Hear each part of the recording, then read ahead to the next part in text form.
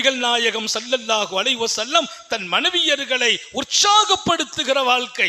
அவங்க சுகம் இல்லையா, வீட்டில் உட்கார்ந்துருவாங்க. ஹதீஸ்ல வருது, பெருமானார் ஸல்லல்லாஹு அலைஹி வஸல்லம் மனைவிமார்களுடைய வீட்டுக்கு டெய்லி வருவாங்களாம். சலாம் சொல்லுவாங்க, எப்படி இருக்கிறீங்கன்னு விசாரிப்பாங்க. ஆயிஷாவுடைய வீட்டுக்கு வருவாங்க, சலாம் சொல்லுவாங்க, எப்படி இருக்கிறீங்க, நல்லா இருக்கிறீங்களா, விசாரிச்சுட்டு போயிடுவாங்க. நல்லா கவனிச்சுக்கிறணும், விசாரிச்சுட்டு போயிடுவாங்க. ஆனா எந்த மனைவியோடு அவர்கள் தங்க வேண்டுமோ அங்கதான் உட்காருவாங்க. ஒவ்வொரு நாளும் எல்லா மனைவியும் சந்திக்கிறது, சலாம் சொல்றது. எந்த மனைவியோடு அன்றைக்கு நேரம் கொடுக்கணும், ஒரு நாள் ஒரு மனைவிக்கு ஒரு நாள் வாழ்க்கையில கொடுத்திருப்பாங்க, அந்த நாள் அங்க வந்து உட்கார்ந்துருவாங்க. ஆனால் எந்த மனைவியாவது சுகம் இல்லாமல் போனால், உடல் நலம் குறைவானால் அந்த வீட்டில் நேரம் கொடுப்பார்கள். பள்ளிவாசல்ல நபியை காணவில்லையே, என்னான்னு தெரியலையே, வந்து பார்த்தால் மனைவியுடைய வீட்டில் உட்கார்ந்து இருப்பார்கள்.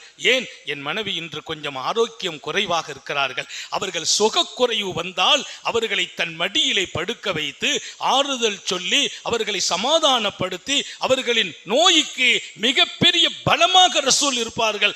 அந்த மனைவிமார்கள் சொன்ன பதில் என்ன தெரியுமா, நோயெல்லாம் அல்லாஹ்ட்ட கேட்க கூடாது, நோயை கேட்க கூடாது, ஆனா நாங்க நோய்வாய்ப்பட்டா எங்களுக்கு ஒரு திருப்தி. ஏன், நபி பெருமானார் ஸல்லல்லாஹு அலைஹி வஸல்லம் எங்களுடனேயே இருந்து சந்தோஷப்படுத்துவார்கள். எப்படி ஒரு வாழ்க்கை!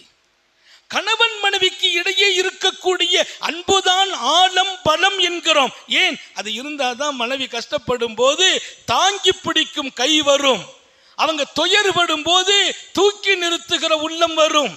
இன்னைக்கெல்லாம் அது குறைஞ்சு போயிட்டே இருக்குது. அவங்க சுகம் இல்லையா, இவர் கண்டுக்கிறதே இல்லை, விசாரிக்கிறது கூட இல்லை. என்னம்மா எப்படி இருக்குது, டாக்டர்கிட்ட போவோமா, அந்த அம்மா ஆறுதல் அடைஞ்சிருவாங்க. அப்படி நிறைய பேர் மனைவியர்களை நல்ல நேரங்களில் பயன்படுத்துவதில்லை. இதனால் அன்பு குறைய ஆரம்பிக்குது. அன்பு குறையிறதுக்கு இடம் கொடுக்க கூடாது என்று அல்லாஹ் குர்ஆனிலே இந்த அன்பு உங்களுக்கு மத்தியில் நான் உண்டாக்கினேன் என்கிறான்.